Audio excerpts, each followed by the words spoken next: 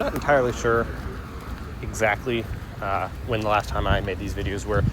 Daylight savings hit, so it's the same time I normally film these, right after class, but it's just dark outside now. So we're doing a 3D modeling section now, and I'm kind of starting my blog entries on the 3D modeling things. There's a few different items we had to do. I'm going to walk through each one and kind of explain them. I always make these video renditions, so I don't have to type them out as much. It's dark, but you can still hear my voice, so we'll make it. And you can look at my cheeks and kind of see the shadow on my mustache, and I'll find somewhere else, but that's what we're doing today, so see you in a bit. The light actually is shining on my face right here, so I'll take it. Oh, gotta face this way. The light's actually shining on my face here, and I gotta keep my head up so you can see it. But anyway, there's a few items we had to make. We had to make, what was the first one? I think the first one was an Easter egg. No, there was an Easter egg. We had to make a floppy disk. We had to make a fork. We had to make a bowler hat. We had to make two other things in the middle. I can't remember. Anyway, I'm kind of gonna walk through each one of them and what the experience was like as we continue walking here back in the dark. Remember it. The first one was PVC pipe. PVC pipe, especially that little cross joint, it was pretty easy. All we had to do is we had to take two cylinders, and then we had to take, just lay them across each other. Then we had to take two void cylinders, put them in together, merge them, and it made a cylinder. It took like 5 seconds. It was super easy. The only mildly difficult part was just eyeballing and making sure they were aligned. We're doing this on Tinkercad, and Tinkercad's really bad, so it was a little difficult, and sometimes the controls in a 3D space is just annoying, especially when you're using a trackpad, because apparently you're supposed to be doing it on a mouse. But why do it on a mouse when you can do it on a trackpad? Second one was an egg, very similar thing. We just took shapes, two semicircles. We kind of moved them around, rounded them out a little bit, so it kind of looked like an egg shape. It's an Easter egg, by the way. Then we took two other ones, made them a little smaller, voided out the inside area, and just bent them so they looked like Easter eggs, and then colored them both pink. Wasn't hard at all. The third was the floppy disk. Floppy disk was a little difficult, not because of like how much work it took, not because it was actually difficult itself, but you just had to have a lot of moving parts on it. If you've seen a floppy disk, you had to make the rectangular shape, you had to take a notch off, you had to add the magnetic strip, you had to add the gap, you had to add the little circle in the center, and then some little text on the side for fun. Really wasn't that hard either.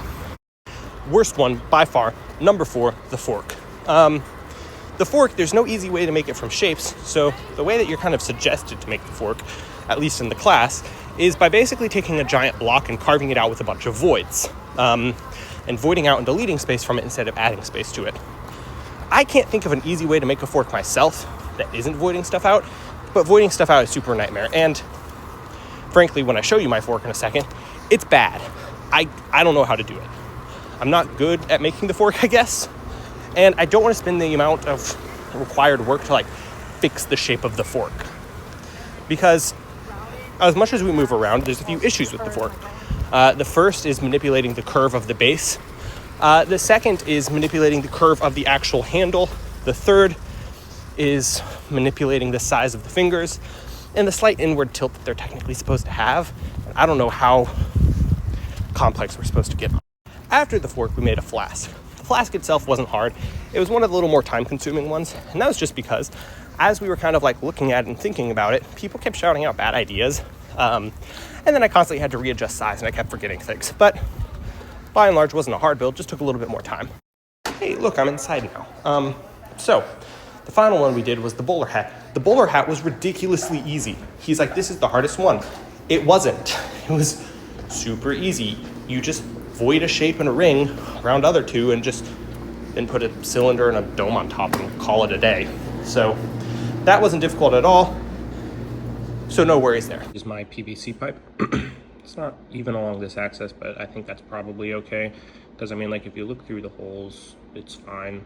I mean, you get holes going all the way through. I just didn't. This could move over a little bit, but that's my PVC pipe. All right, cool. The next one is my hollow Easter egg. It's hollow, there's a snake, there's a little chocolate dude in it. Yeah, like, look at that, cool, good job, buddy. All right. Number 3 is my floppy disk. All right, look at that. That's a floppy disk looking thing. That's a Microsoft floppy disk. It's HD. Florida State. Yep. My fork is horrible. I am really sorry. The fork is curved. There are prongs. Fork handle. I'm really sorry. I did not like. I don't know. This is my flask. My Ruby needs to get his stuff. All right, this is my flask. That's an extra flask. That's a bad flask. But this is the real one. It's hollow, it's red, yay. Bowler hat. Looks totally like a bowler hat, hollow on the inside. Cool, good job bowler hat. Yeah, so now I gotta do aviators. There's some meticulous sculpting. I've gotten something that looks, I think, close enough to this aviator lens.